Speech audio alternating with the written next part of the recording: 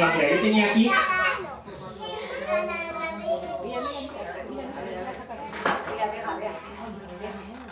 Tengo aquí una predicción. Y entonces, pues vamos a ver, por ejemplo, ¿pares o impares? Impares. Tú, el comando, ¿no? Impares. ¿Rojas o negras? Negras. Impares negras. Impares, negras. ¿Picas o trébol? Picas. Picas. Impares negras, picas. Picas, impares. Sí, porque las picas siempre son negras. Picas, impares. ¿Número o figura? Figura. A ver, 10, 10. J, caballo. Figura, par, solo puede ser par. No. Son 9. J y rey. La J o el rey, vale. J o rey. J o rey.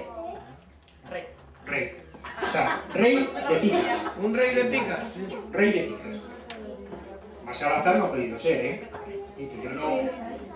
Bueno, vamos a elegir.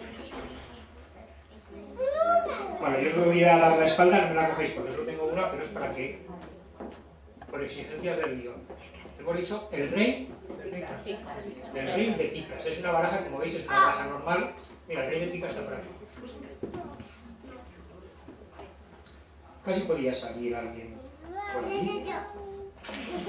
Más que nada, porque guardes la carta del rey de picas.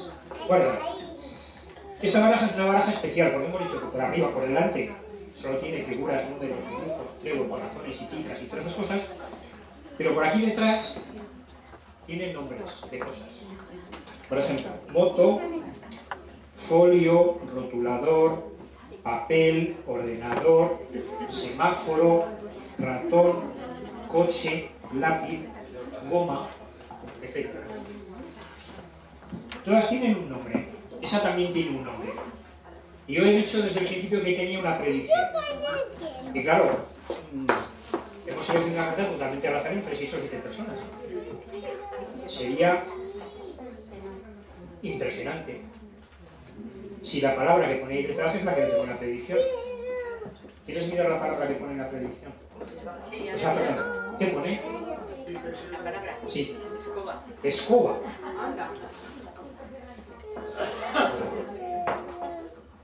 Podría haber salido. Podría haber salido, vamos a ver. Joder, escoba.